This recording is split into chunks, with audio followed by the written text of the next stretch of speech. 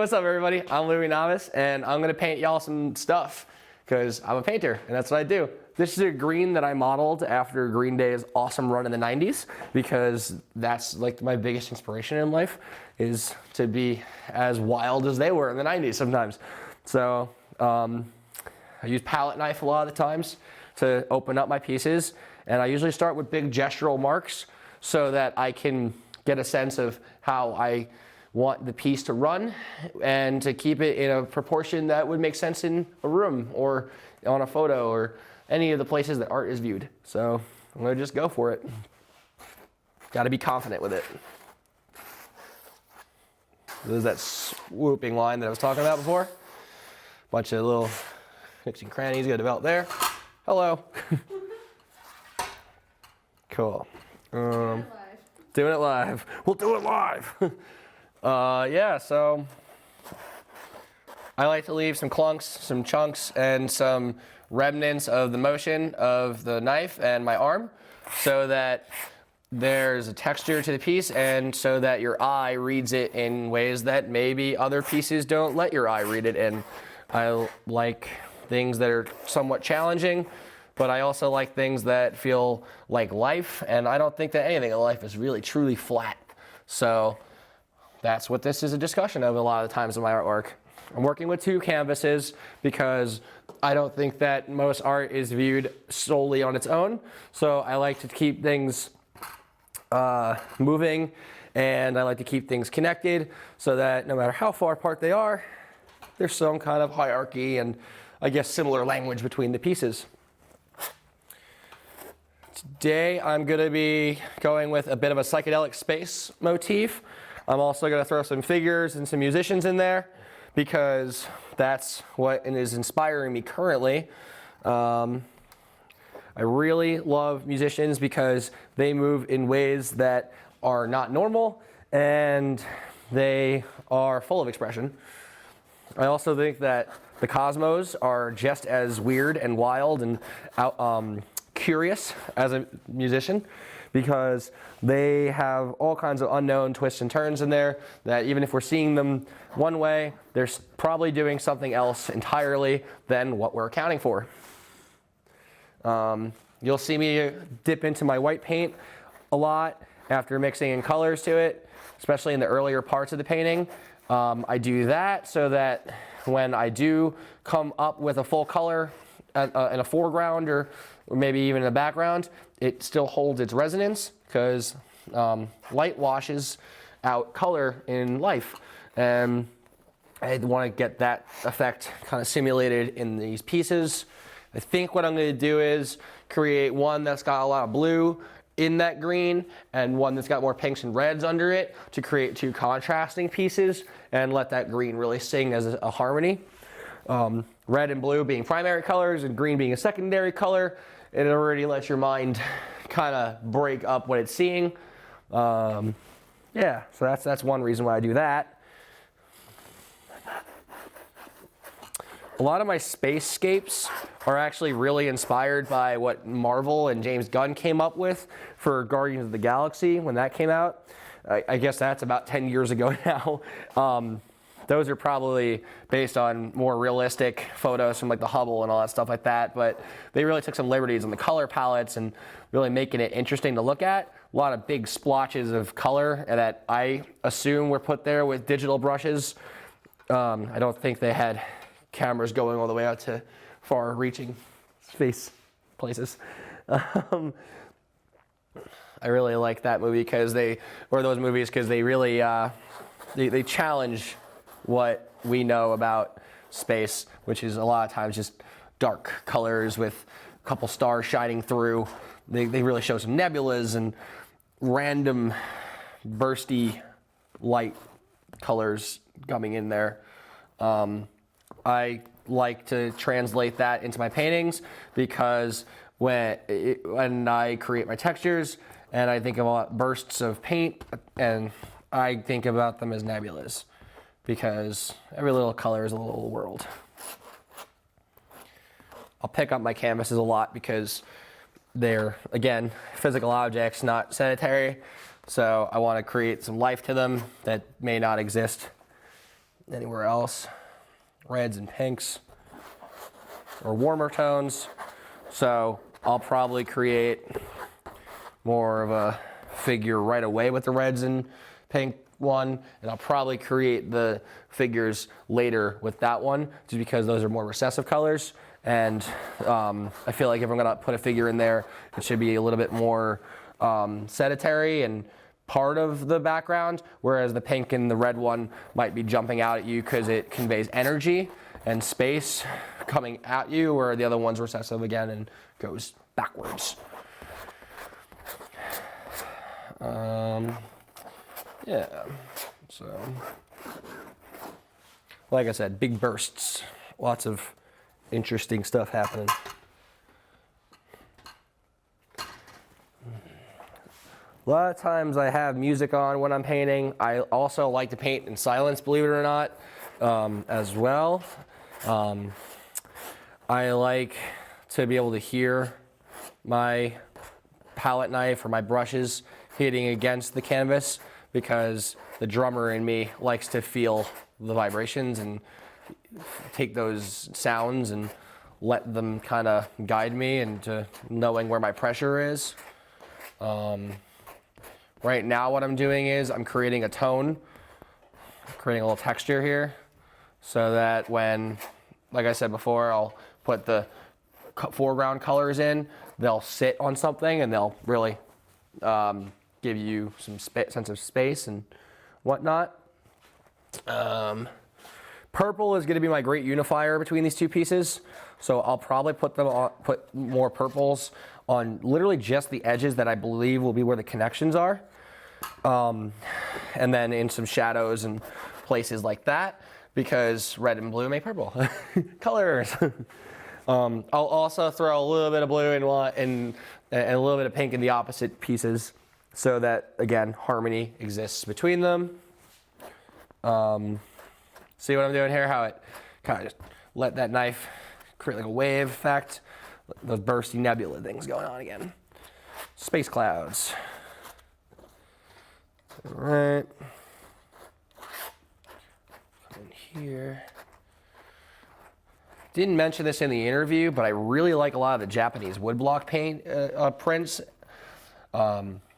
When the Americans got to Japan and they took those Japanese woodblock pieces and those kimonos and all the screens and all this random stuff back with them, it changed the way Americans and Europeans even decorated their homes for a while.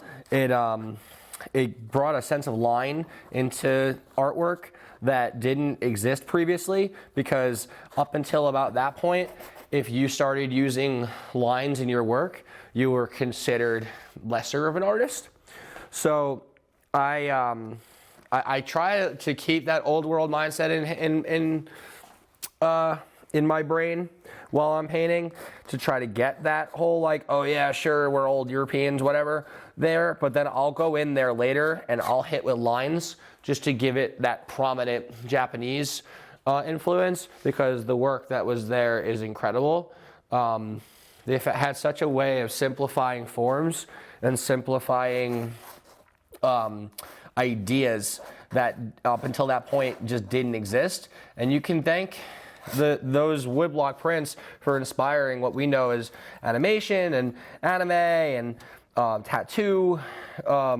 Explosion in the U.S. also relied on that too, and I love that. But what I'll do is I'll take the gestures from those lines and use those as the base for how I move my knife.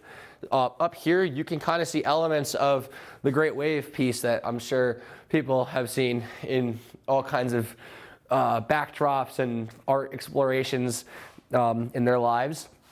That's my tattoo mentors call them finger waves. The little like stemming guys that are a lot like fingers. They just kind of tangential, and they're small and they stem out and they have a nucleus to them, but they're all like, kind of have a life of their own, like fingers. Yeah, love it.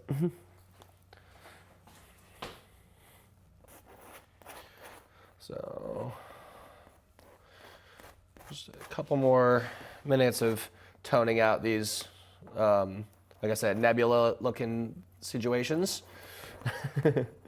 I'm not going to use any black in this piece or the other one because something I like to do is I like to use contrasting colors to create the depth in the shadows. I also don't think there's any true like white or black in most things that you see in life. There's always a shade, and I like to think that most things have like 100 degrees of measurement. You can go more than 100, probably less than 100, but I try to think of things in hundreds. So at least there's some kind of mathematic equation you can do to find your way through things if you ever get stuck. I also just love the hyperbolic term 0 to 100. It just makes me excited every time I hear someone say, oh, this just went 0 to 100. I don't know why. I love it. It just makes me happy. So that's kind of how that all started there for me. I have a lot of training with the figure and with gesture art. That was what changed my whole world as a teenager.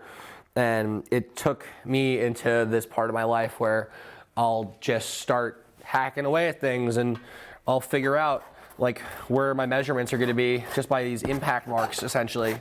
And then I can come through later and use these markings to find my way essentially into a real piece for y'all to see. More of that green. See how the palette knife gets a little dirty and the color needs to get in there. I love that. Some people don't love that. For my paintings, you're gonna see a lot of that in there because this effect right here, right? Where you got that background there, it's there, gives a little depth, a little energy. Then that pink's just there, but then there's green paint just kind of sitting on top of it. And that's the optics, that's your eye. That's gonna be the best friend letting that piece sit in your head. Makes it real. A lot of times nowadays, especially, people are relying on digital artwork in order to create their imagery, and a lot of people are finding it lacking, and myself included, because again, there's no life to it, and it's inherently, in my opinion, a detachment from the human experience. I think digital art is still got a lot of humanity to it, and I don't want to ever talk down on people that work digitally. There's many reasons to work that way. However, my preference is always going to be real art mediums in the finite space that we live in, because mine can't be unplugged. The power goes out, what's going to happen to all that work? If something ever happened to us, and we enter another dark age, all that's gone, and I feel for those people that put all their time into it. Then anything can happen. Our species can go extinct, and aliens can find us 1,000 years from now. Maybe that'll still be there, but the power source won't. That's the thing. Also, I've been finding myself going into real art again, especially with the rise of AI art. I believe the AI movement to be a human rights violation in a lot of ways, because you're really talking about eliminating all forms of humanity for the comfort of other humans. And I just feel like that's just not right. I feel like it takes away from people's minds and takes away from the puzzle of life if you have an answer that may not actually really even be the answer. It's just what something fake decided was the answer. I also feel like it's taking away the ability for people to find their own growth and their own solutions and develop more humanity. I believe that taking away what makes us so special as humans is just sad. And I hope that anyone watching this picks up something that maybe is more finite and that they can grow with and really make their mark as humans, because we're humans and we're wonderful, as weird as terrible we can be, and we also have so many great highlights, and I want everyone to get to feel the best that they can feel. I get a euphoria out of this, but maybe your euphoria is cooking. Maybe you like to do really refined, meticulous stuff that I may not be able to voice or personally even know about. Whatever you got to do to make yourself feel human, I'll support you. Just don't hurt anybody, because that's just not what we should be doing either. We don't want to hurt anybody. We just want to create. So I'm sweeping this pink through because I want to create a strong tension here. I'm going to leave these chunks here because I really like them. It wasn't a plan. I work reactively to my work a lot of times. A lot of times I'm looking for things that I didn't anticipate, because in my opinion, that's where the magic of art is. It's when you can take things that didn't exist until they exist and make something out of it. I am spitballing a lot of what I'm saying. I usually don't talk this much when I'm working. Sometimes I do. Sometimes we're all lucky and I'll actually take a minute to be quiet. But I feel like this is the right spot to talk about what goes through my head while I'm doing a lot of this stuff. Very interesting. Thank you. Said it once, I'll say it again. Thank you, Celia Warner. Something that's cool about the series that this video is going to be part of is that it's going to put humanity on full display for all it's worth, and all these little magic moments of in between are going to pop out and they'll stay, I guess, immortalized by the camera. We go in my magic trunk here. It's not that magic. It is a trunk though. A little more blue. A lot of times what I'm doing is I'm taking these acrylics and I'm pumping them out, and I'll mix other colors into the palette from the get-go, and I'll put them next to them like so that I have the option of mixing or not. And when I get really wild with it, I'll take mediums like this one and I'll throw it into the paint. That's an isolation coat. That one, usually you'd put that over existing layers of stuff that's there. I like to put it in the paint because I feel like getting a realm of color that's just gonna sit on top of color, especially a thin coat, is gonna allow your eye, again, to pick up on what the light is doing more than what the paint is doing. And back to optics, it's gonna give everybody a unique viewing experience. Yes, I like to dig in my crate while I'm working, because sometimes I don't have ideas until I have them. Some black paint for later. It's a deep blue, primary. Give it a little body to that other blue that exists. Yeah, you know what I'll do? So, you can see it here. There's... Hold it further back, I'll get a close-up. Okay, cool. So, this is an example of what my palettes are looking like right now. I'll take metallic paint, I'll put it in with soft colors, and I'll get some complementary or derivative colors around what the base color is going to be of this mix. And that allows me to take a brush like this one and kind of do different parts of the brush. And you see how it's got, some of it's got a more higher vibration to it with the metallic. Some of it's just got that deep blue. All of it has the same movement. That's the humanity in it. That's stuff that you really can't do digitally. And stuff that maybe you can do it some ways, but it's not, usually you have to work one color at a time, and you gotta do that with a lot of mediums too. But with paints especially, you can get weird with it. I implore you to get weird. I'm also notorious for taking the tops of my big jars of paint and mixing colors into that. This one happens to be a white bucket, but you'll see me do it with purple, you'll see me do it with greens, you'll see me do it with mostly white, black, and any secondary color. I like my primary colors to be mixed live, and I like my secondary colors to be implied or expanded upon. It's just something that I have as a taste. Again, it's up to you, whatever you want. I implore you to get weird with your art if you choose to make art. I'm going to rotate these again. This time I'm going to do it like this. Gonna go up to the top of that. I'll be gentle so I don't knock it over again. So why do you like rotating them? So I like to rotate my canvases a lot because what I find is that when you're working on a piece, you may not know exactly what you're working on or what you're looking for until you see it. And when you change stuff around and you move it and you're breaking yourself away from what's inside the canvas or in the realms of the canvas, you're allowing yourself to learn things that, again, you may not have known going into it. Like right here, I like the fact that these pieces have almost triangle pushes to them. And they still have that Fibonacci-esque swirl and spiral going with them.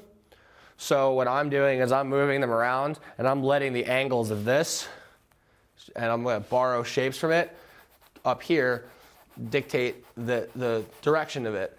And then I'll do the same thing going the other way. And then maybe my approach will be this, another arc, a Fibonacci-esque spiral.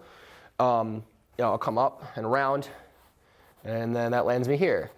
But if I turn them and I make the same motion or a similar motion, I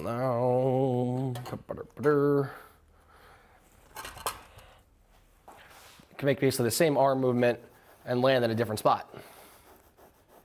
And then I'm seeing colors next to each other, and I see the playing of this blue and that pink, and that teaches me something about this, where I can maybe soften this up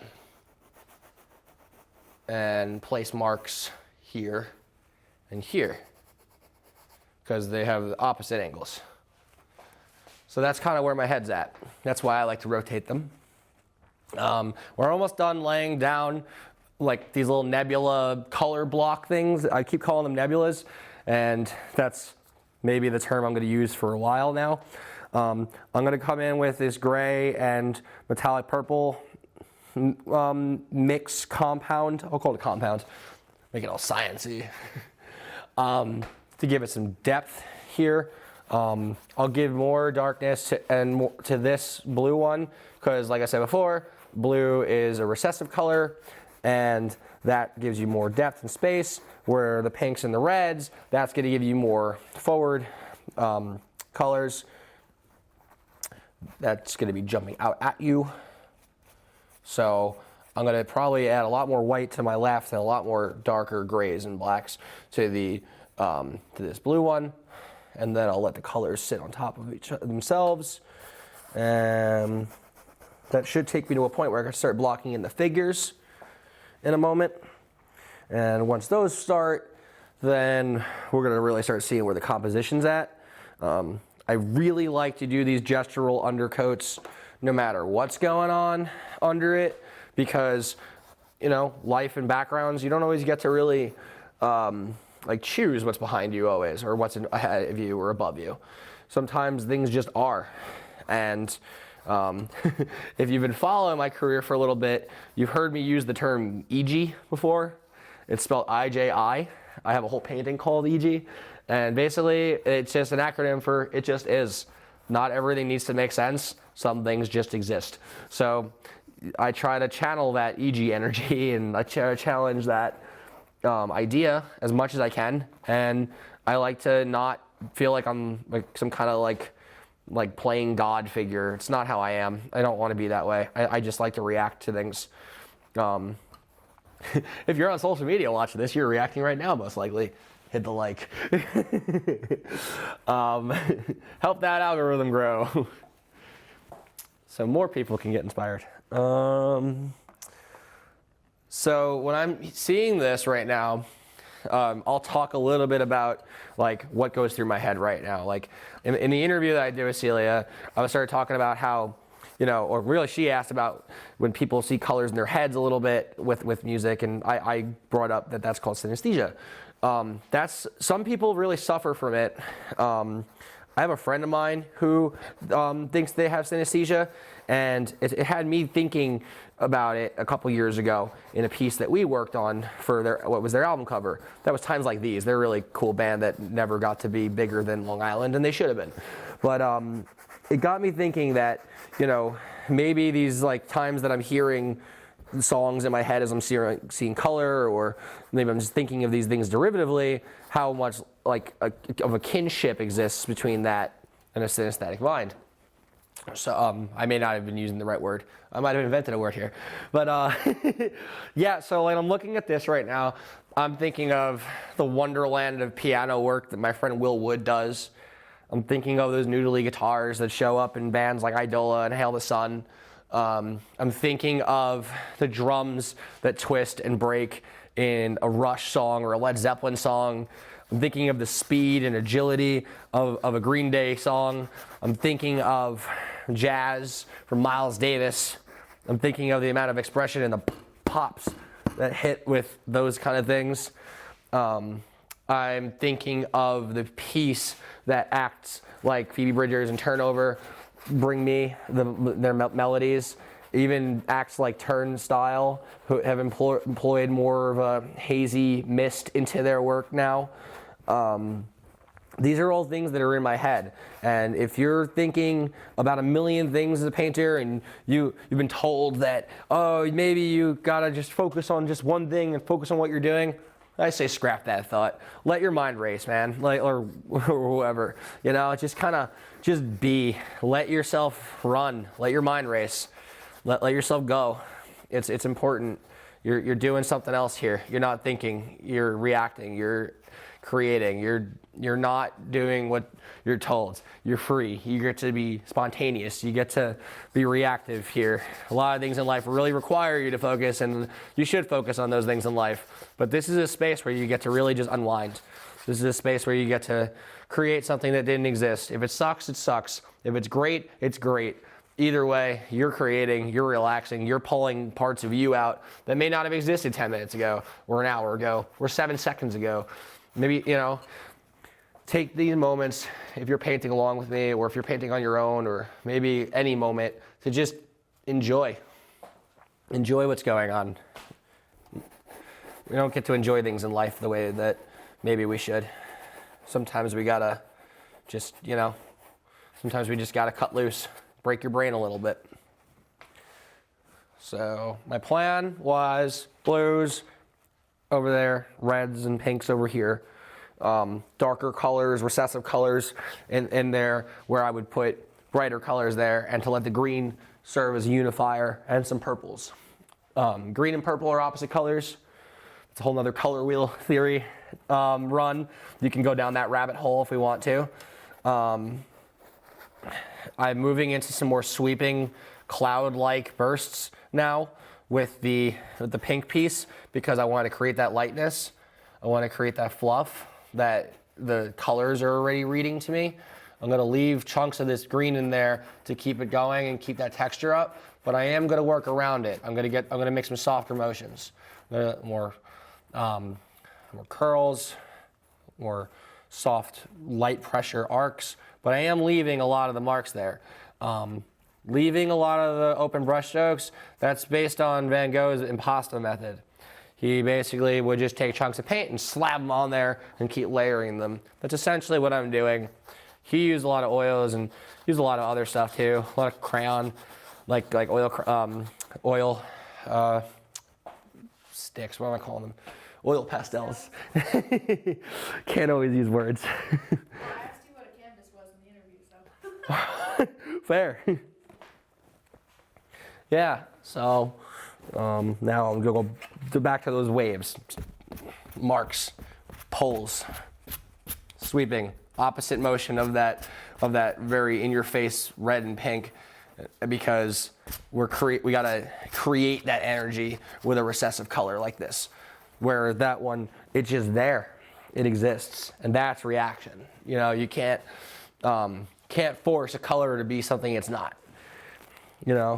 You can gently imply it, but your brush stroke becomes the thing that's doing the thing that you want it to do. The color is still going to be the color, and still going to have your eye thinking or reacting the way it is. And look, a little bit of this here. So that's that. And I'll be rotating them less and less and less and less as I come through with these, because there's more that's already on the canvas. There's already more that's being said in each piece. We're still approaching that point where I'm going to start jumping forward a little bit, start leaving some more forward strokes here.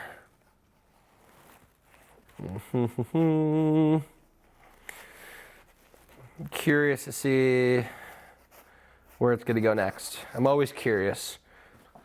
Gets me in trouble sometimes. Sometimes I ask the wrong question. There's no wrong questions in art. There's just art. It's a safe place. Let your mind race. Let yourself come out of a dormant place of complacency and let it run. Find something new. Enjoy yourself. I'll say that 100 times. Enjoy yourself, enjoy yourself, enjoy yourself. Just create peace, create harmony. If you're here to create chaos, that's cool too. But in this situation, I'm creating something vibrant, something interesting, something that when hopefully I look at this later or somebody else looks at this later and takes it home with them, and they're lost in it for a little while. They get to forget about what's troubling them and start figuring out something about themselves maybe they needed to find out. Maybe the nothingness is what they needed. Maybe they needed to just say, I don't need anything right now. Maybe I just need to exist and, maybe trace Fibonacci's and things that are based on filigree, like these little guys here, and finger waves and whatever else. Harmony amongst ideas and peace of mind comes from that. More of this purple in here. I like muddy colors on the base coat stuff. I'm never gonna yell at somebody for what colors they choose to use, but I like a lot of these washy colors on spots where I'm gonna maybe put people or grass or trees or some kind of background in there. I do like to show the canvas's texture a lot. A lot of the times I create textures that are above the canvas and ignore the woven nature of them. I've gotten in trouble by professors before for leaving bare spots on canvas and then having spots that are like this thick. It's a preference thing. I understand classic art. I understand the teachings. You want to have something, rich and entirely covering the canvas. That's great. But if you're someone that's creating something that's not so much for academic purposes, it's okay to just leave some spots bare and give your eye that space to have depth in it. You're creating something. It's not supposed to be something with rules. There are rules we'll have to play by. I'll get into that, but that's just, again, that's like, if you're going to draw a human body, there's proportions. If you're going to draw clouds and paint clouds, they're clouds, But if you're going to go in there and you're going to abstract clouds, or you're going to extract the body, there's no rules anymore. You're abstracting it. You're into somewhere else. That's your world. That's where you get to be you. That's the painter's job, or the artist's job, or the inventor's job. Get to play inventor here. It's cool. I really like what's going on in here. I might make those bare spots I was talking to. Those colors are pulling right out. They're leaping off the canvas. The strokes feel conducive with movement, and they got a bit of an arc to it where I would see next to a Fibonacci. Never perfect in my book. Like, I'll sit there and maybe I'll try to be perfect sometimes, but it's just not me. I'm not perfect. Most people aren't. I like to leave my humanity on full display with a lot of my stuff. That goes back to just not always knowing the right thing to say or do. So I give myself this time as a person to be a person. We're all imperfect in some way or another, and that's okay. That's why we're here. None of us created this rock that we're living on, but God darn it, I'm a friggin' paint it. I'm going to enjoy my time, and I hope you enjoy your time too. Whatever life throws at you, enjoy it. Try your best. Enjoy yourself. If you can't enjoy yourself, there are ways to help yourself. So I think this side needs more green. I'm going to put this away. Gotta bring back my handy dandy palette knife. And pop. So this is what I was talking about right here, right? So I like to let these muddy colors sit behind colors like this that are sitting on top of it, because I can start creating textures with this that, much like life, don't really care about what's in the background, because the background wasn't chosen by any of us or anything in life. It's just there. So I'm going to put my first gestures in of a person. I start with my head to get a proportionate size. Most bodies fall somewhere between the 6 and 8 head mark if you're going to go proportionate to the head. So it's 1, 2, 3, 4, 5, 6, and somewhere in there is where your foot's going to be. This body is going to have some movement to it. I'm going to give it an arm that goes up opposite this curve, which I'll probably turn into maybe a plant or something like it. I like a palette knife because it simultaneously adds and takes away as you're moving through it. Sometimes you're erasing a layer under it, other times you're adding to it. Sometimes you get a really cool effect like that where you get 3 levels out of one movement or one set of movements. That is the magic of the palette knife. Forgot who told me to use one. It might have been an artist in Key West. It might have been Brooks Frederick from Adelphi University and from his own painting world, because he is a man without any borders. That man's great. He creates so much visual havoc, and I love it. Actually, so I'll talk about him for a minute, because as I'm setting up the final rounds of these backgrounds, Brooks Frederick, he's a painter from Louisiana that relocated to Brooklyn. He grew up on the coast, the Gulf Coast, and when the oil spills happened, he helped clean up his community, and he saved a lot of those oil deposits, and he ended up making these big, giant portraits of the faces of the people involved, whether they caused the accident or they were affected by the accident. He started painting the communities with these things. He started painting the animals, the wildlife, all these things. And he let the damage, the natural marking of the oil running and the way his arm and his passionate movements create these pieces that were striking. And a lot of them are out in new homes, and he had a really brilliant show full of these things. And I was about 16 or 17 when I saw him talking about these pieces and creating these pieces, and just the way he took the movement and the push and pull of what you can control and what you can't control, that started my whole life off with art, because I realized at that point it was never going to be a finite science. It was always going to be reactive, and the best stuff in the arts is always going to come from the moments that we don't have any anticipation of. So here we are in 2023, and he's still out there painting, and he's got these chunky forms inside of his figures, which are anatomically brilliant. He knows his stuff. He's not just an abstract man. He knows how to get through it and really explain where the figure pushes and pulls and bends and breaks. And I really like to emulate that notion, because that's life.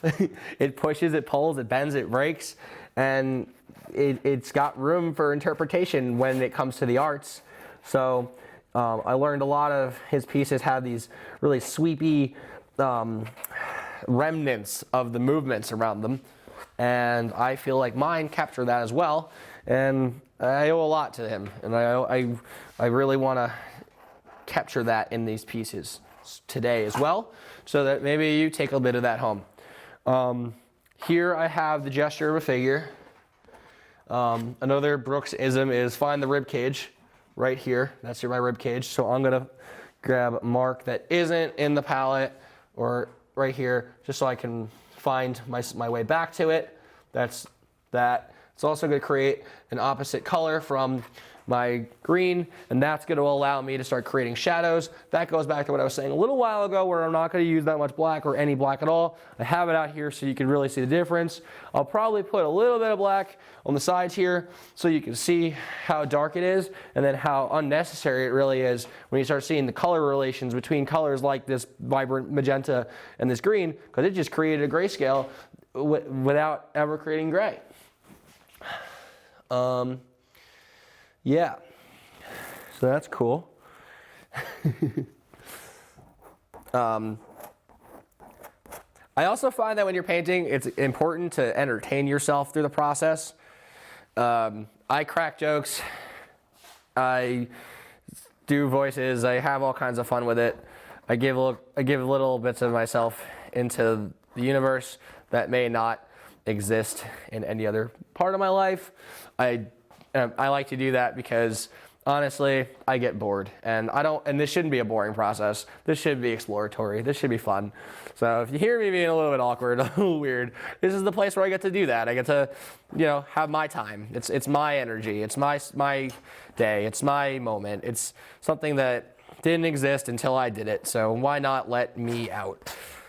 We're all a little goofy, a little weird. We start this way as kids, right? And we're all over the place, like to jump up and down and run around, and somewhere in the middle of it, that dissipates, and you start being a little more sedentary and adult-like. And maybe in that growing process, you've heard the term that an artist is just a kid that never grew up. I believe it, but I like to think of my goofiness as it's just some kind of other derivative of normal adulthood.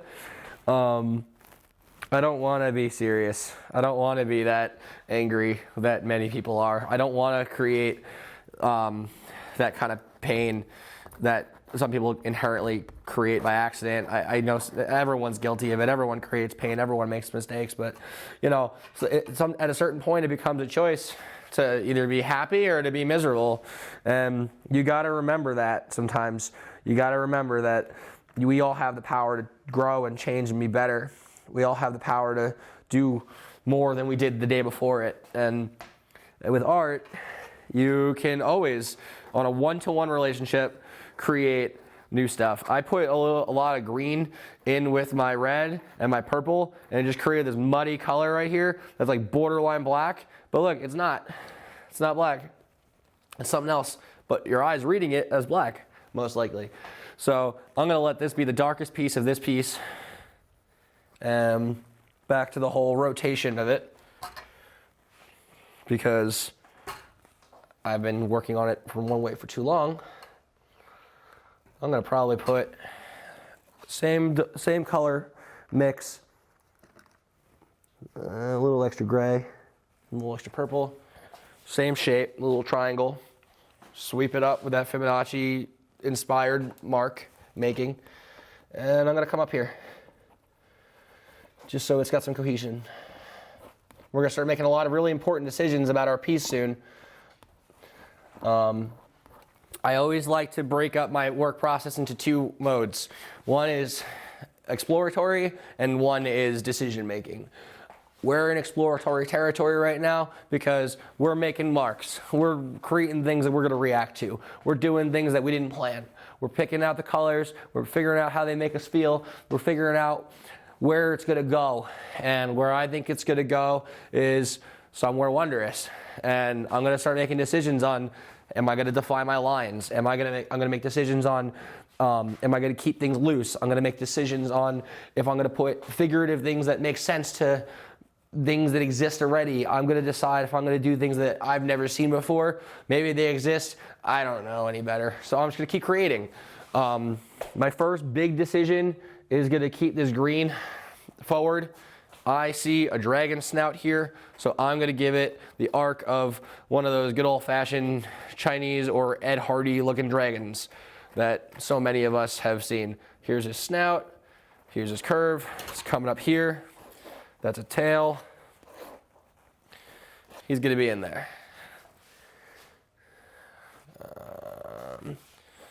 I use the term he loosely. I don't really want to gender my art. That's a weird habit. But like I said, art's weird. Oh well. They call him Jeff. His name is Jeff. All right.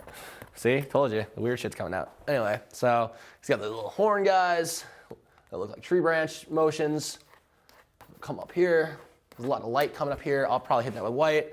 I like this space right here. I like that all the tension in the curve is complemented by dark colors. And I like that here, we're probably gonna go the opposite way with it. And I'll probably hit that with the color that I'm gonna find in here. This big old box of treasures. That's a hot pink. Here's a soft pink. Okay. Dump it out. Hey, there we go. I gotta make a new pink. Usually my palettes are like this full or bigger all the time. I like creating custom colors. Sometimes they last me a year, sometimes they last me 4. This one's lasted me about 2 years. I use my colors sparingly. I know what made that color, so I use the other colors around that so that when it does sit on top of it, it's potent. It always shows. It's like using a chord versus using a single note on a guitar. The chord's gonna be naturally more full because there's more going on with it, and the single note is just gonna resonate as a little note. There it is, that's the frequency. It exists. And we love those. How else would we get guitar solos or pretty leads? I mean, you could also use that in orchestra, more classic terms, you know, having different players play different things so that when the whole ensemble goes, it's a chord. It's a beautiful, beautiful harmony. That's what we want. We want to create harmony. So we come in here, this deeper pull, mix this up, throw a little white in there to give it some body because we're trying to create some life here. So I'm going to give it an opposite feel. I'm not going to go dragon with it. I actually see a bird here when it was standing up. So I'm going to pull that in, and what we're going to see is now, I'm actually going to probably throw a little bit of these complementary colors in there, a little bit of shadow, something. So when I hit it again with the green, it has a belly to it. And I'll probably even change my mind on making it a dragon. I just get to see that dragon forever now. Like, yeah, little eyes, just shadows for where the eyes are gonna come out of. Tongue.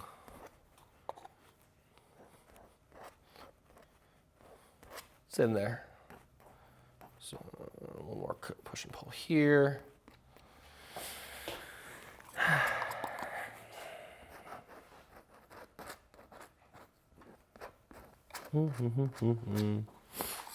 I like this mix. This is cool. A lot of times I'll use 2 pieces next to each other so I can create a mark that goes up and sweeps into the other one, especially with these contrasting pieces. I like to do pieces that are contrasting from each other at any given time so that when the time comes, you can put them together and you can see these marks and you can see how they translate to each other and they sweep and they create shadows and opposite effects. As weird as it is, I got the idea of doing 2 things at once from the Pokemon games because they always have the same color, you know, same core to it, but they have little changes here and there. And it creates these little fun debates about what's better. They're essentially the same thing, but they're always a little something different. All right. My dragon's gonna have to be on an angle because I'm gonna work on this bird that I see here. I like birds when I'm working with a palette knife because birds have feathers that are essentially full of sweeping, jettisoning movements. They fly, they twitch, they move. You can create that effect with a palette knife pretty easily because you're just hacking at it, angles, chopping the feathers up into it, giving all that twitchy energy a home, or capture. You're paying homage to it. You're never gonna get the actual thing. This is always just a tribute to real life. Again, we're not playing God here. We're creating art. We're expressing ourselves. Bringing that pink back in over here because I do like the idea I had with the dragon, but I'm gonna let it go this way. Get a water dragon look. I'm gonna box them in. I told y'all I'm gonna start making some decisions about lines and what's gonna actually be in the foreground of these pieces and what's gonna actually be present.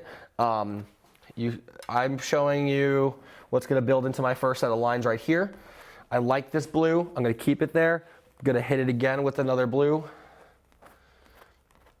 But that pink now serves as a baseline for what I'm going to call a bird. It's definitely going to be a bird. And that's going to be the first line I'm going to leave there.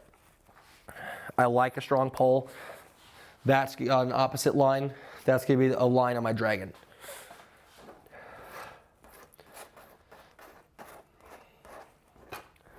I am going to put figures in these pieces.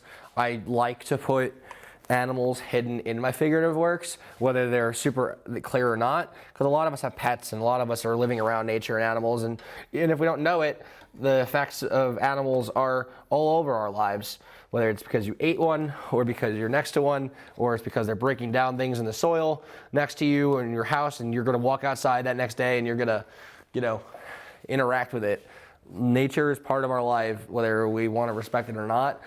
This is my tribute to it a lot of the times, is keeping animals and keeping the presence of nature involved. I'll put plants, I'll put flowers, I'll put things in there because they're parts of our lives. Again, we don't get to choose our backgrounds. We just get to live in them. So making these decisions is critical. As you can see, there's a lot of background now. There's a lot of tension, there's a lot of pull, there's a lot of sweeping nature. You could draw several Fibonacci's just on the mark of the arm. I'm going to leave them vertical like this. I believe these to be where they're at as far as vertical or horizontal. I believe these to be the base coats of what I need. I believe these pieces to be ready to go to the next step. You can see evidence of what I was talking about before, where you have chunks and paint that stacks up and creates texture, and then bare spots on the canvas, which I'll probably end up hitting with a wash later. These are decisions, and it's okay to make decisions. You can always go back on those decisions. Less is more, but in my case with expressionism and pop expressionism, sometimes more is more, So come in here, give this opposite color its thing. Kind of looks like a llama in my head, which is weird. Maybe I'll trace draw a llama here to visually, and I'll send you a little animation of the lines. A little more blue. So yeah, that pink's starting to sit in the blue. These are the decisions I like to make. We get to play with these reactive colors. We get to do weird stuff. PG. TM. Okay. At this point, I'm going to probably ditch the palette knife for a little bit. I'm going to start breaking out more brushes. I used one big brush, the 12, good old Michaels. They have a lot of options for brushes, and I'm very lucky to live in a time where art supplies are so easy to come by. Not everybody gets access to them. I've been collecting my stuff for years at this point. I've been trying really hard to not spend too much money over the time, but it's a really expensive thing to do. Don't force yourself to have to buy everything at the same time. It's just not healthy. You're gonna go nuts trying to do it. This is dried a little bit. I'm gonna start adding some figures and some musicians to it. I have a dragon gesture going on here, and I have a bird gesture here. I got some finer brushes. I like to keep them clunky and a little bit wet all the time. This cup's been wet for a week. This one's been wet for literally 6 months. It's a lunatic fringe idea, but I like to keep it bursty and chunky because my palette knife pieces are bursty and chunky. Life is bursty and chunky. There's really not a lot of fine detail stuff. For fine detail stuff, I keep my brushes super clean, like this, where they're protected and you would almost not even realize that they've been used. I do this because, again, not everything in life is so clean or precise. I also like to trick the eye using optic techniques, letting the paint be paint, letting it sit on top of it like I'm doing on a larger scale in sections of pieces like that, or in here. It's just how I like to do things. Create your own way. I implore you to create. So my first move on the next part of this is I'm going to do figures. I'm going to start putting some people in places in here. For figures, I always like to go back to how a pencil or charcoal would look. I always think of those old masterpieces. I have this one palette that I keep, show you here. I keep purples, orange, reds, warmer colors with gray and silver and sometimes peach, sometimes gold. I let it take its own life, its own thing. This cup I've been keeping as active paint probably the better part of 2 years. I'm really happy that I've found a way to keep them alive this long. Not all of my palettes are so lucky to get such long lifespans. This one just stuck with me. You can kind of see the colors in here. I started it. I was doing a piece that we'll show it here, I guess, maybe. One of my musician pieces, the guitar player. And then I let the cup dry, and I tried to replicate it over and over again, and this is just where we're at. So I'm going to come in here, and I'm going to go back to these figure things. Start with the proportions of the head, and I'll do one here, and I'll do one here. Okay, so this is my head, this is another head. This person's gonna be a little smaller than that person. We're not all created the same size, who knew? 1, 2, 3, 4, 5, and 6 is down there. And then I'm gonna find the rib cage. I like to use these colors in these palettes for a figure because they eventually neutral themselves out. They create the visual heat of a warm palette, but they also, because they're so gray and there's purple in there, it allows me to create shadows and recessive tones. I get to react to the colors on the palette so that I can let the mid-tones show up and invent themselves. I keep silver in here too for super highlight spots because the silver catches the light and allows me a spot to pull the light out of.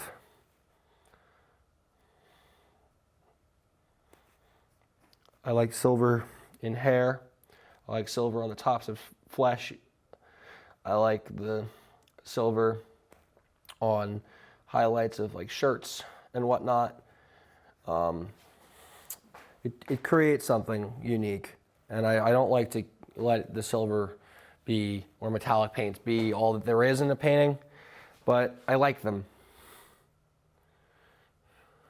Give the silver a little bit to where the beak would be for this bird, a little bit in the eye. So now there's just a visual pull to it. I'll do the same thing over here for where I think his eyes are going to be. Circle.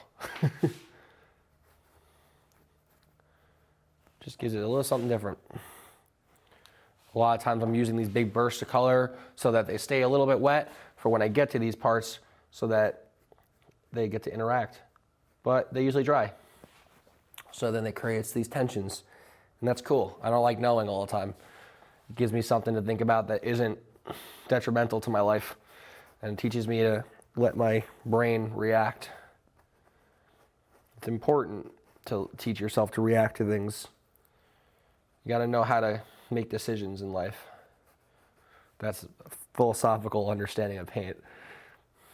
I really hope that everyone gets a chance to paint in their life because it's important. I like gesture marks with the paint in the body to represent what movement is. All right, so I'm gonna come in here. This figure is going to be kicking out their leg a little bit. And this guy is going to be, I think I'm going to have them here. So I like music. I like how weird music makes me feel. So I'm going to put into these figures that are going to be existing, I'm going to probably put musical instruments into their relative frame, and they'll be playing them. I'm pretty sure this is going to be a bass player, so I'm going to add a bass here. pull away from that metallic, but keep the metallic because there's all kinds of stuff going on there.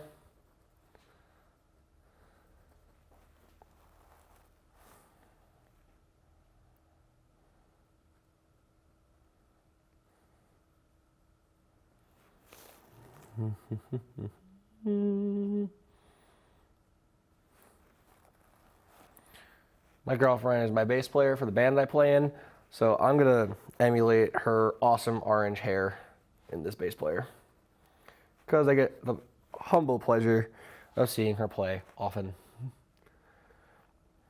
She got bright red hair, captures a lot of light, so I'll leave some of that empty space under it, a lot of that motion, curls, fluid, same thing. Fibonacci, little curls, little swirls, loading out different colors, letting it capture light, letting it take a life of its own, take its own day. A little bit of definition for later. Come back to that.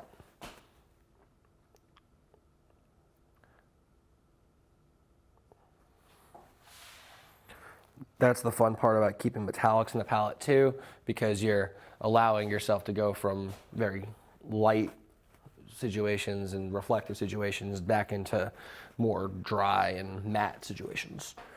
I'll probably just make this me playing drums, and I'll use the orange, even though I don't have orange hair, like. Yeah, exactly. But I got brown, a little bit of orange and brown. You know? This is my handy dandy beanie. I love my beanie. I don't know why I love it so much. It just represents this time of my life. I had a lot of backwards hats growing up. I feel like I wear a lot of t-shirts and that are from underground bands and stuff like that, and that's my favorite thing in the world. And I feel like there's not a lot of uniformity to what I wear. Barack Obama once said that he keeps very limited wardrobe options so that he doesn't have to make a lot of big decisions right out the gate in the day. It helps his mind stay focused on the task. Me, I feel like I'm like the opposite of that mindset, where I feel like if I choose something that reflects something the way that I feel my day should go, I answer the call. I allow myself to react kind of like how I react to my pants, to what the first decision I made of the day was. Today I'm wearing a shirt from a band called Idola. Had the pleasure of working with them about 5 years ago. Two of their musicians' names are Andrew Wells and Sergio Medina.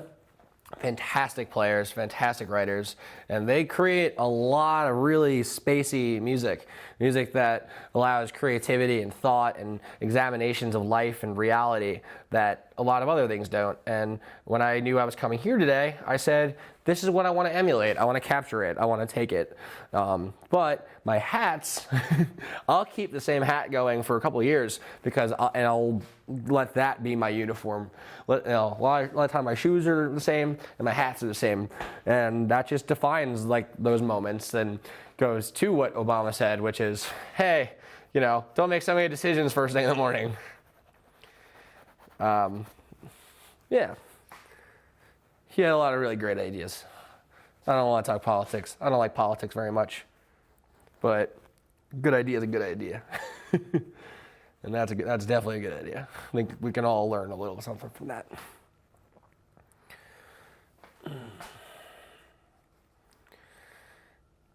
Sometimes a fun game I like to play is how do I skirt around any having to make an opinion about something whatsoever while also still studying an idea.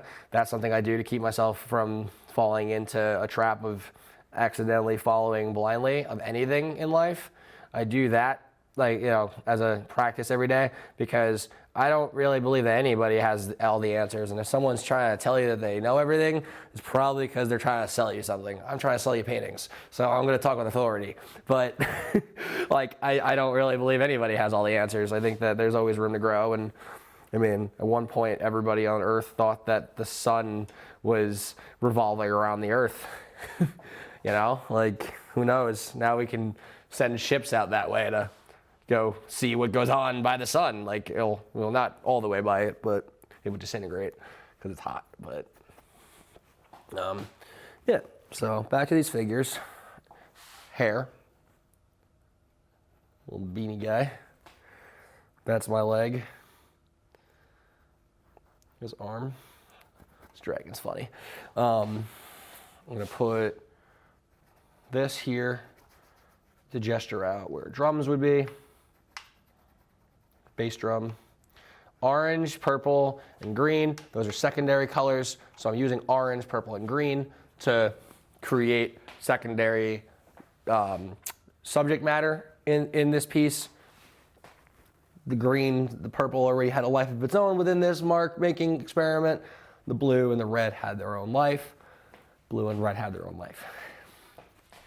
Back to the whole idea of we're not really able to control our environments always, but we can always react within it. We're secondary to everything else in life.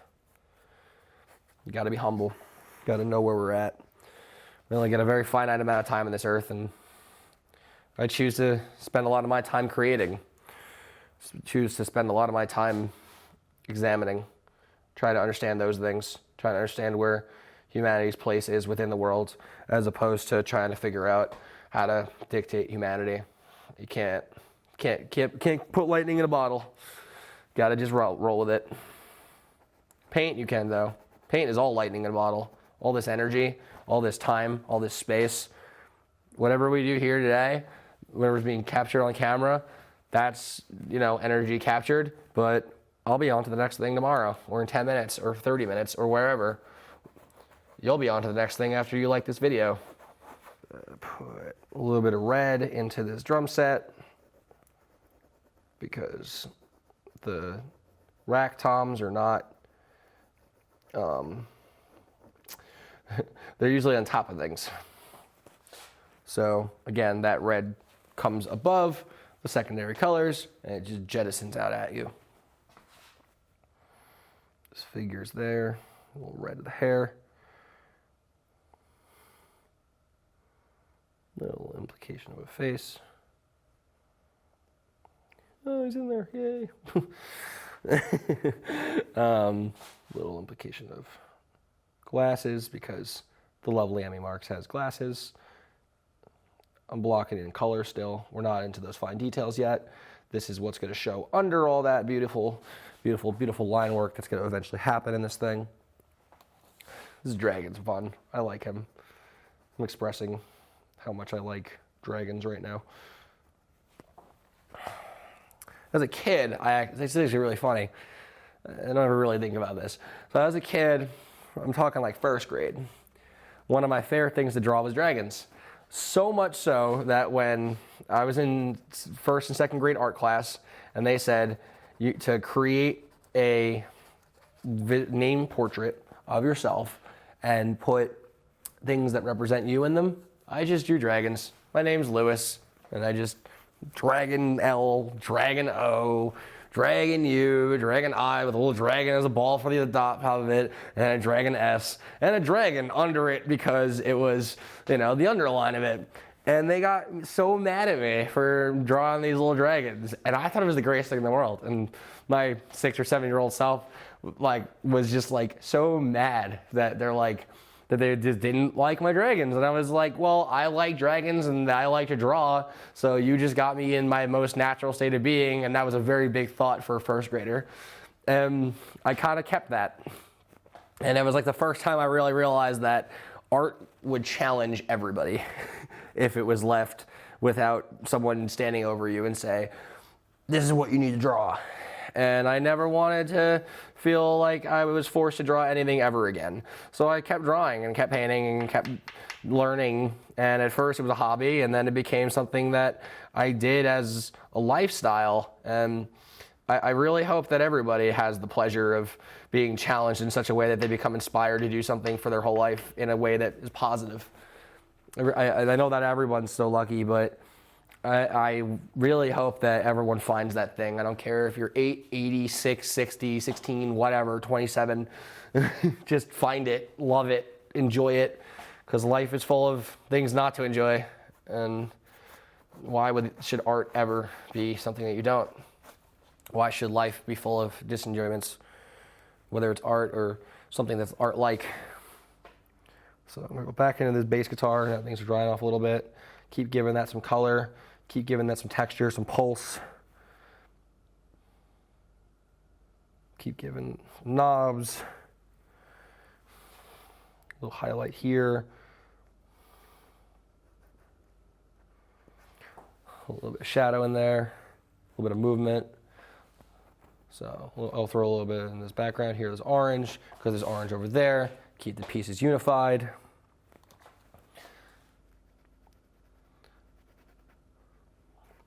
Okay. So I'll let these figurative pieces these parts of it, they need a little time, so I'm not just sitting there and hacking paint into the void and creating mud. I'm gonna come up a little bit to the next parts of the painting.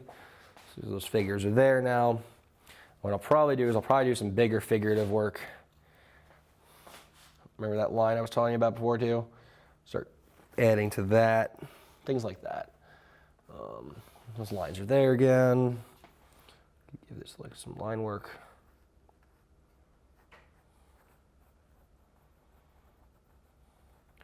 Again, secondary colors. Purple's opposite of green. Orange is also in that secondary wheel. Gives it some shadow. No need for black paint or gray paint, because guess what? We're creating gray. We're creating tones. They're deeper, which is what the gray would do. All right, a little bit of orange here. Get that polymer into this side. Give it some life. Good to go. Gesture, figurative. So here's my concept right now.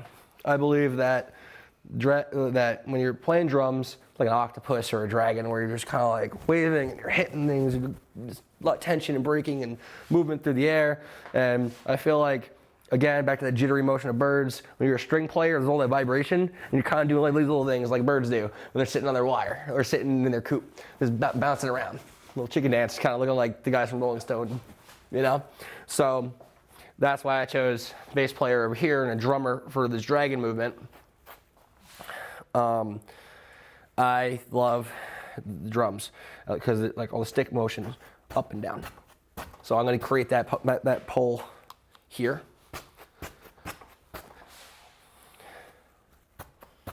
And this stick is going here. So up, forward. Look at that green was still wet. So that took with it. And then we go right into the next piece. That's that action. That's that energy. That's what you're looking for in this style of artwork. That's where the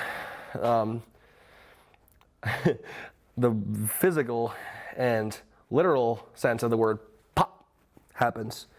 Pop surrealism, pop culture, it all happens fast. That's why they call it pop culture. It's a bit of an onomatopoeia word. Kind of entertaining to take the movement, do it there. I'm giving this guy some ears because he's got to hear the music.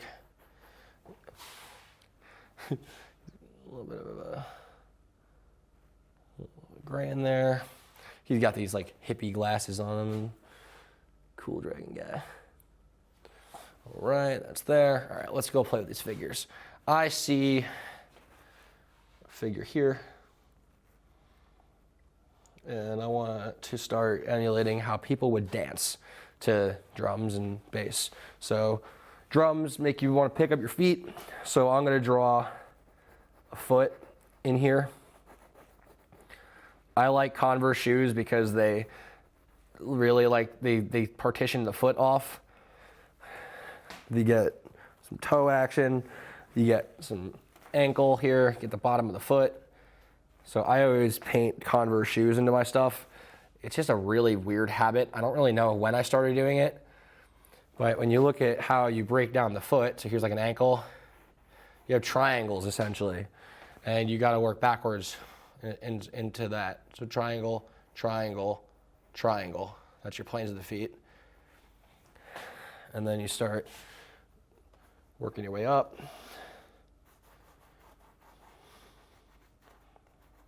That's your calf muscle right there. I'll give this a little bit of motion on the crisscross here. A little bit of that in there. These dancing feet. These dancing days. And then here, it's all in the hips. So here I'll put hip movements.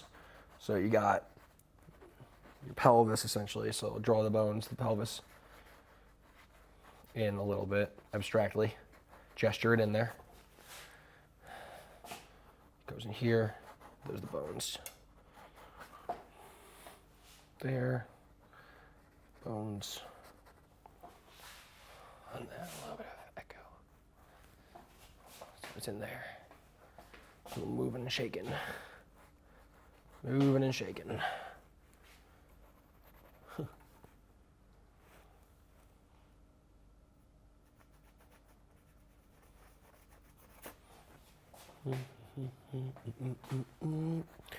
I'll probably come back in with this green in a minute, but I wanted some skin in the game, wanted some flesh in the game. Appears that there is a little bit of black paint in this gray palette. That's totally okay. I'm gonna react to it. I'm not gonna cry. Nope, that's purple. No, that is black. Okay. Reactions. Okay, so more of that. More moving.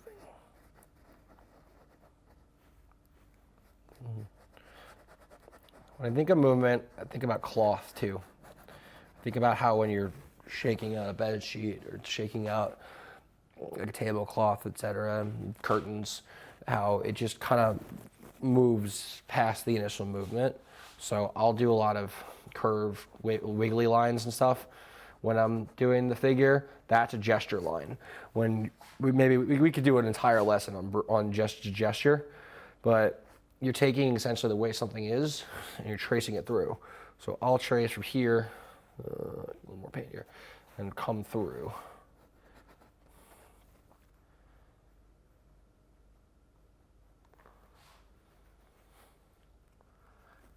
Here, angles. Now I pulled a little gold out because symbols usually are about somewhere in the gold sphere.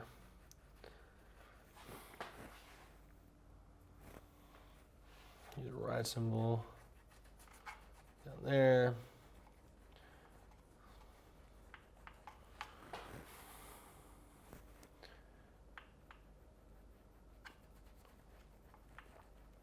All right.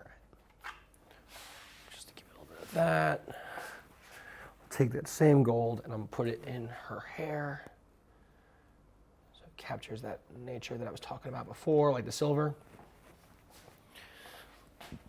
I'm gonna throw that gold in the beak of this guy, this burb life. Burb life. Let's see. Gold and purple go really well together, so I'm gonna go back into the purple metallics. Put that in there. Give it a little more energy because it's starting to get a little bit lost in itself, and I want to create that pop sphere back into it. I got a little white on this guy, a little green on here. I think that's a good place to start it. Yep, there we go. Come back in. Give it some break. Give it some highlight. Give it something to react to. Go up to that shadow mark. Back to that whole concept of lines again, pulling it in. Hit it. Back to those marks, back to those drum marks. I know I don't have a green hat, but I have hat. Finger paint. All right, a little more green, that's cool. I like green, I like this. I like portal green. Keeping this color. I don't care what it's associated with. I'm letting more color sit on top of the messes that I'm making to create more color effects to create more motion, to create more movement. I'm playing off of the angles and whatnot that are being shown by the figures and by the movements that they're making.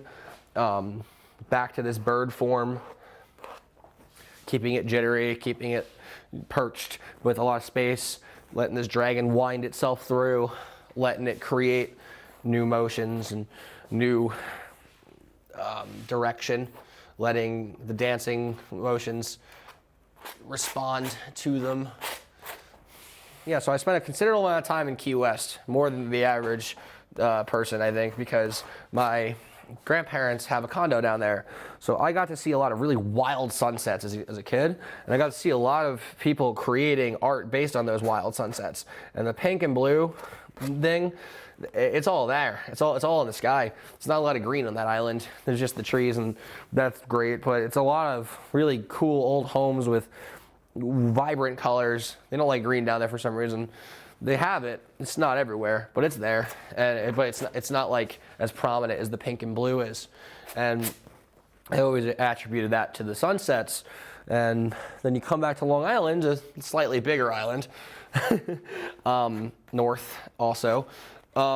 It's there, but a lot of that pink and blue is traded for grays and more muted tones of the same colors. Other places that have left a great and positive impact on me is Boston. I love the North End. I absolutely love the Boston Harbor. It had so much there as well in that grayscale, and maybe in the moment it didn't hit me, but later on after I'd been there, I started realizing how important the impact of those visits really were doing to my artwork as well. I got a lot of really great inspiration with greens, opposite than what I was talking about right now. When I was living up in Massachusetts, there were these beautiful, beautiful, beautiful trees in our backyard, and I got to sit outside and I got to paint them. I got to enjoy the tops of trees, which is something I've never thought I'd see in my life from a standing perspective. Got a lot of appreciation for birds that way because I got to watch them living, got to watch them hunt over open grounds, got to watch them perch back up in their trees. And I started realizing how poetic that was. Different kinds of movement, different kinds of things. Now, something that I haven't spoken about yet, but it's something that it's in all my pieces, and it's something that I find important as a living artist. Not everybody got to make it to today. And that's just natural, you know, everyone comes and goes eventually. We only have a finite amount of time, right? I try to keep some ghosts, and I try to keep some tributes to people that are not there anymore in my work. I do that because I don't want them to truly be gone, and I believe that, especially the ones that couldn't create or didn't create like this, I always feel like they're with me no matter what, and they didn't get to leave a lot of marks behind. And I just think about them always. So I'll throw little like eyes, or I'll throw little like figures that are hollow and spacey in my work because they're with me. They're in my mind. I don't know if they're out there or not. I don't know what there is. No one really does. But they're in my head and they're with me. So they get to live on the canvas. So these are like examples of my little ghosts that are in there. I keep those figures there. They have their heads, they have bodies that are a little bit more restrained. Sometimes there's just little arcs with eyes. So what you'll start seeing me here now, before I go back into more finalized details also, I'll start taking bursts of colors because I like to see them. I like to see color. I'll just start hitting the canvas. I'll just start popping it. Force my brain to be challenged. Force it out of whatever it's doing. It's the same idea as rotating the canvases in the beginning of it. It's the same idea as when a guitar player starts hitting the whammy bar and giving it something else. Just something that, it's not a note, it's an effect. Hitting a pedal, letting the tone, letting the abstraction of sound hit. It's the same mindset. Sometimes it's going to cover existing figures. Sometimes it's only going to accent what's there. That's okay. It's all art. It's all there for enjoyment. It's all there for peace. if there's stuff that's violent in any of my pieces, a lot of the times it's there because it's on my mind and I want to understand it. It's not there because I want violence. It's there literally just to let me reflect on the moment. It's there to turn something that may not be so obvious or peaceful and turn it into a moment of understanding. I find that important to note. Some of my pieces have burning houses and burning beds. That's that's symbolic for, change and memories and things like that. Tension, poles of moments where you're not really sure what's happening. Chaos. Fire is literally just the opposite of what we do, so a lot of times I'll put fire in things to, get that going. I'm not doing any fire today. I want to keep this peaceful. I'm really in the mood to keep peace today. I'm coming in with the white and this really fine brush that I pointed out before because I'm going to start going into more finite details, more things that are maybe things you'd really see in reality. Specifically faces, the strings on the guitar, a little bit of the drums, the hands, things like that. This is the part where I gotta not be dancing around my canvas. Some people prefer to stand when they do this. I prefer to sit. It's mostly just because I have to focus, and for me, focus is hard. So you go in here. I'm working from memory and no references today, because I decided that I felt it important to let my brain and my hand have some time together without something else dictating what it's doing. I don't always like to have reference. However, in my main job, which is tattoo and a lot of advertising work, it's important to have references. You don't want to just come in there winging it. It's not a wise idea. Here, though, this is a safe space from rules. We're just growing. We're just experimenting. I'm learning things right now. I'm learning things about my taste and my palate that I haven't gotten a touch in on in a while. I'm learning how I understand guitar in this moment. I'm learning how I understand motion and movement and figure. I'm learning what I've retained from all time of using reference photos, especially lately. A lot of times with tattoo, you get stencil and stuff like that you're working with. Some people do the whole freehand thing. That's so cool, so valid. But not every situation is like that.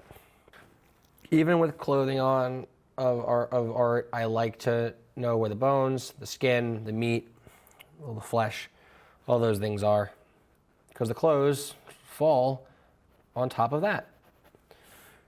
So it's important to keep in mind what's everything's tension and push and pull and where these things are. Something really cool that was taught to me while I was working on pieces at Suffolk County Community College and at Delphi was they always had live models and they'd have a skeleton next to them, and I had a couple of instructors that would sometimes put clothes on or hats or something on the skeleton or whatever, or wigs or whatever, to try to give you a sense of where the hair would fall on a skeleton without flesh, and then when you saw the hair above it or on a person, on a model, you start realizing how much meat there is, how much stuff there is, how much structure, how much tension there is. It's cool. I like it. I don't know, something to think about. Guitars, they always catch the light on the trim. They fade inward. Drums have an odd tendency to not reflect in the ways you think they would because they're round. So sometimes you get really crazy shadows, other times you just get highlight. Something interesting. Cymbals, they're metallic, yet oddly, they don't always reflect, usually because they're covered in the remnants of sticks. So it's important to kind of mat that out at the same time. which is just strange because you'd think the symbols would be the things that reflect the most, and usually it's the shells with their clear coats on them because they're not getting hit, they're not destroyed. Around the bones to create volume. So when you're drawing a figure or you're painting anything really, you want to think of, actually it's here. So you see this, like the tube inside of a paper towel, right? It's got roll, a hole in it, right? And there's like, you see the highlights are around it, right? You think of the bones going through that, and then think of these little lines around it as contour lines. Contour lines essentially are what goes around a form in your head. So I'm painting it straight here, but here it's got a bit of a curve to it. See it? Should be there. You could get a better one there, right? You also, the highlight, where the highlight meets the shadow, another Brooks Frederickism, the bed bug line. Because all the shadow, that's where the bed bugs hide. But you want to kind of create where that's going to be. A lot of times the bones are right where those big, those lines are going to be, those highlights are going to be, those things. So you want to create a habit of creating a bone, figuring out where your contour lines are, and figuring out where your highlights going to be kept, and then letting it kind of come out. And then chiaroscuro method allows you to have a highlight in the bottom, and it gives it some volume. It's going to look like a mess until I start really covering it in, but these fine details are really starting to help me show where the piece is going to go. When I start adding those final colors, it's all going to come together in a way that maybe none of us are anticipating, but I'm anticipating it right now because I'm showing you guys what I do. A little more volume. Hair's cool because it's inherently full of volume. It's jetting out in all kinds of ways, so you want to create a little bit of those highlights too. Directional poles. Give it a lift for the highlights. That's why it's important to put colors under it. And you'll see, what I was talking about too, like there's a lot of room for the foreground and the background to develop in these paintings because there's so much texture in them. So these are going to look smoother by comparison to the rest of it. And that bird's going to be there, and that dragon's going to be there, but what's really there is the foreground. Make sure you leave me little comments and stuff and like that in the section too, Like, I want to hear what you're saying. I want to know what you're thinking as I'm doing this stuff. I want to see where your heads are at while I'm making this happen. I'm doing this for all you guys. I want to see what's happening, all you guys and gals and whatever you want to be. I just want you all to know what it's like to be creating. So I'm leaving a lot of blue in this face and a lot of red in this face because I want the face to stand out comparatively to the rest of the piece. I think it just helps the viewer of the future understand what's happening up here more if I leave them contrasting colors. It also lets the underpaint serve as the shadow, which is so important because we spend all that time just making it, talking about color theory, talking about stuff that may not make sense yet. And that's okay. Not everything has to make sense when you're making it. We make things make sense. So now I knew where my arms are, I knew where my gestures are. There's going to be parts of this paint that stays over it. I'm going to give Emmy a really flowing blue top here because she likes a lot of flowy sweaters and stuff. I like to capture the personality. I'm going to accent those curves and those random things. I'm going to have her tuning here. I'm pulling out a little bit of gold and purple for myself. I wear a lot of cargo shorts when I play music, so I'm going to put that tone in here. All right. I'm not going to go with direct paint tones here. Like for skin, I'm going to go with some more abstract color stuff here, but it's still going to be volumetrically and proportionate to the piece. Some more shadows on her sweater, keeping the tension and the attention to bones and flesh the way I promised you all I would. And then I'm going into these white highlights that I created for myself with the color that I'm essentially building to, so that I can give it life, keep the highlight in a scale as opposed to just white or just burst. Nothing in life is so finite when you're looking at it. Start adding optic lighting into there. A little bit of dimension to this bass guitar on top of this highlight. Her guitar is blue always. We play at a venue that's usually blue. Bob Ross had the joy of painting, and I want to emulate that here. So hopefully you're getting joy out of this, and maybe you've gotten some patient reminders with yourself today that you're a person. It's okay to be a little weird or a little out there sometimes. Like right now, I'm giving myself golden cargo shorts. You know why? Because I wish these were made of gold. Just because that would be really funny. The amount of comments and jokes that my friends and I would be making about golden cargo shorts, I would live for that. I would live for those jokes and moments. Because back to that whole thing with finite living, we only get one life. Gotta make the best of it.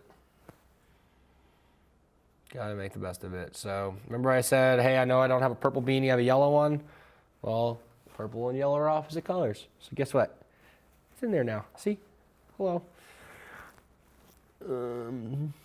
Yes. So a little more curl, a little more purple as the shadow for her hair. We'll trim out her face a little bit more so it's not so round, because I just don't want to make her round. Which is not how she is. That's one of the very few rules I will abide by, is don't depict my girlfriend too round. I'm getting really into the nitty gritty here, getting a lot of details in there. Not everything's perfect yet. Not everything's good to be. And that's okay. We're just going for it. We're creating expression. We're creating peace. We're creating an emotion. There were so many times when I'm playing music with Emmy and other people too, but mostly Emmy because I play with her the most. She just turns around when she's playing and she gives me this big smile, and it just gives me this energy like nothing has ever given me, and I play my best. And I like to share that. I've never really painted her before, so I'm putting her in here. I'm going to smoothen this out a little bit too. I'm going to clean off my brush. I'm going to use it to smooth things out. This piece I'm doing a lot of detail work with already. That's a lot of it just for the sake of expediency of the program. We could be here all day. And I don't want to take up everyone's time like that. So I'm going to make some decisions, like I said, decision making, to move this paint piece along in a way that is still coherent and makes sense. Your eyes are still able to follow the color hierarchy and the depth of it. You're still seeing structure. You still know what's flesh. You still know what's hair. You know what's clothing. That's what we want to do here. We want to create a little bit of familiarity so all your weird decisions and all your abstract thoughts can sit and be observed. I'm going to put some pink pants on her though, because her pants aren't really exactly what we're looking at today. We just need movement in the legs, and I want her to fit in with the rest of the pink theme on this side. Giving her some gestural movement. She's chilling. She's just chilling. Come in here, smooth this out again. I'm going to leave my face nice and abstract because I move like a hurricane when I'm playing drums. I'm twitching, I'm moving, I'm up and down, and it just doesn't make any sense. It's fun. So I like to just kind of create, especially for drummer pieces, I really like to just create bursts of color and movement And I take myself out of painting all the time, so I just don't feel like I'm the important subject there. I think the important subject matter there is that the hands are existing and that there's movement coming off the sticks and there's movement coming off the drums or on the cymbals, and that there's bursts of life and sound happening. The important concept on this piece is that I'm channeling what came before, what is now, what I'm seeing, what I'm feeling, how I exist. And the piece over here is showing the warmth and the dexterity of emotion. I like this color purple from Liquitex. It's dioxazine purple. It's deep. I'll come in here and treat it like a liner.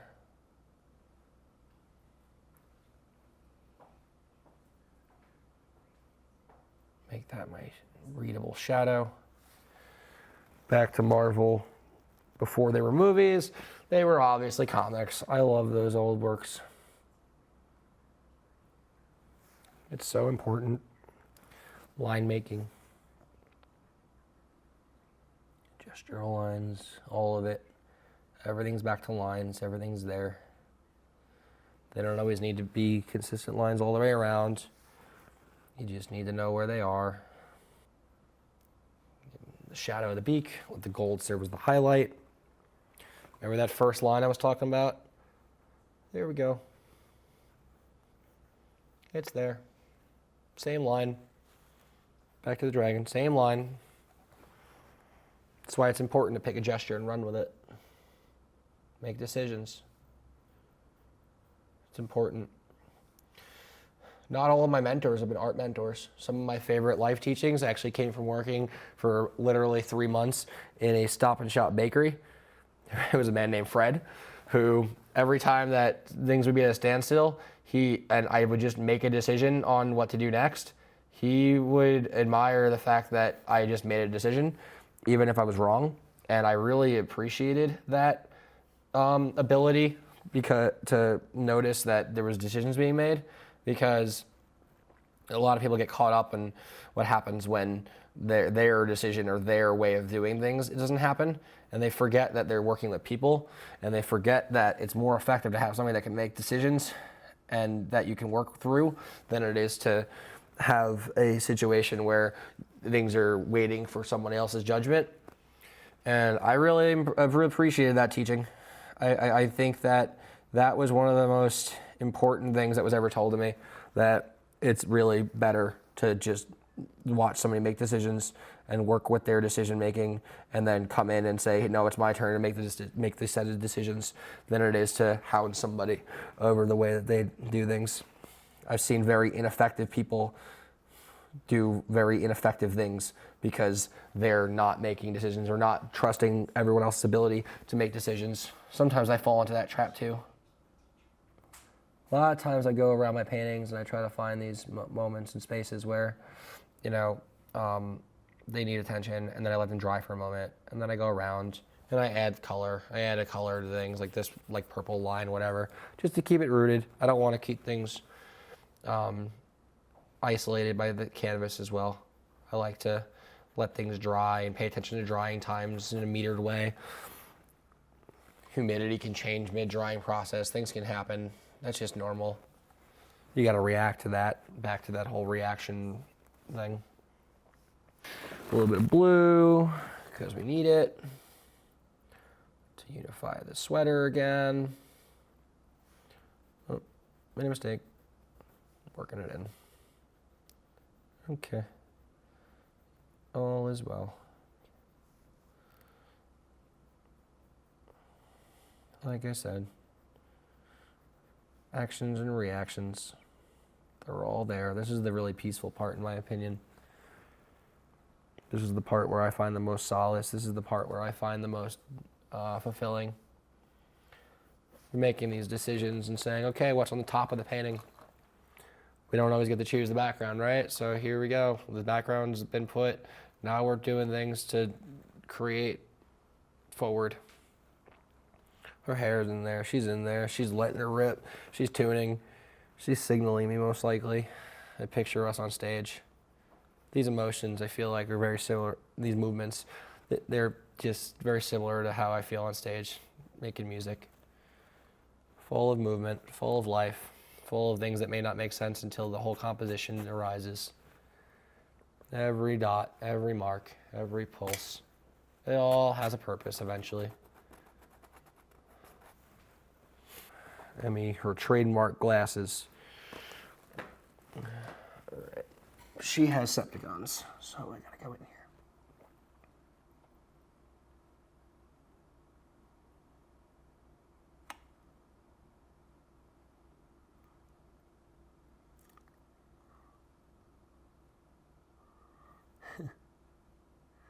Oh, there she is.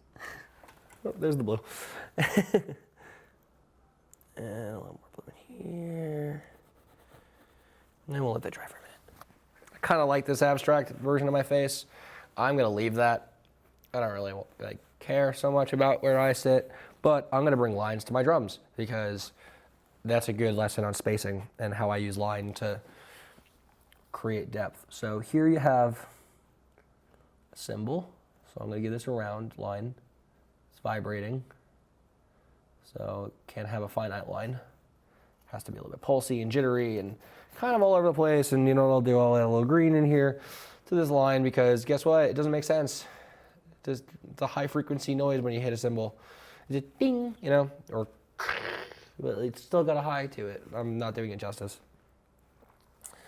For the floor tom, it's rooted on the floor. So there's a power to the downward motion of it. So I'm going to make those lines a little thicker than the rest of the kit. Give it a rim gently. I'm going to give my leg, like the front pocket on my cargo shorts, my golden cargo shorts, a little more line. It's a little softer line over here coming away from it. My leg, I'm not even going to really even put my leg in there. I'm going to let it just kind of be. I'm going to hatch at it. I'm going to be soft. Give it a little bit of definition to the side of my leg. Come in here. Give a line to my beanie. Over here. Button. Finger to give it a little bit of space and softness because it's a cloth. Give the purple to my hair. A little shadow. Give a hard line in here.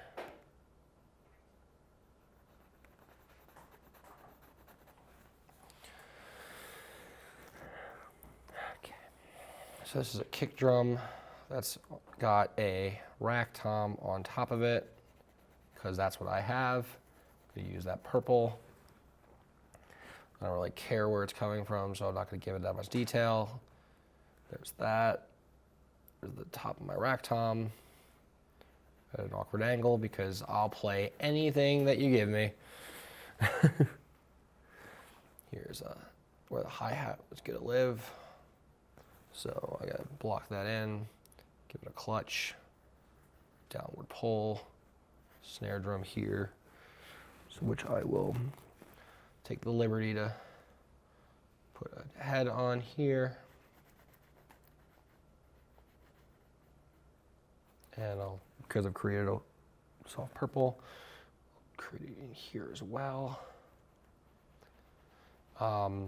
You'll see me going back between circular motions and line motions. That's because sometimes you have to round out and soften your stuff by going in circles. Other times you can just use your whole arm or use your wrist to create a pull. That's just about creating texture and life and definition to it. I'm coming in with the gold again. Again, contrasting. Another symbol up here, but not really because I'm going to just, in my world, say that I already hit it. So I'm going to give it a little direction. A little bit more gold. It's in there. That goes there because come back over with the pink. Need to give a little bit of something to her nose. Now that her glasses are on. A little bit of highlight there. A little bit of cheeks. So sometimes you make mistakes. Like I just gave in there, I'm going to use a little bit back of the brush to like cut that out a little bit. Some people call that a bad habit. I call that using what I have in my hands. I'm gonna just kind of go in there again. And we're gonna go in with some white. Then I'll probably go in there again. Yeah, so I'm gonna pick it up real quick because I need to just get in there. It's a physical object. Art is a labor of love. And if you don't love what you're doing, maybe first try to give yourself a new approach to why it exists.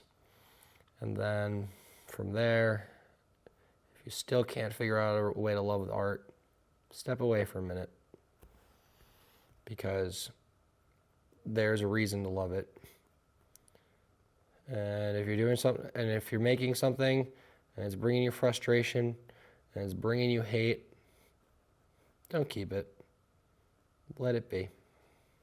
Do something else for a minute. Come back to it. Learn another lesson. Come back to what you're doing. There's always something to learn. We're learning every day. And in this case, I'm learning that I might love painting more than I thought. And that's a cool thing. Sometimes I've learned that I need another year or two before I learn to love a part of painting. Some paintings I've had sit on a shelf and not get any attention for over a year, 2 years, 3 years, 4 years. And then I just one day, suddenly, it just clicks. And I come back to it. Cool. Hit some silver with the space strings.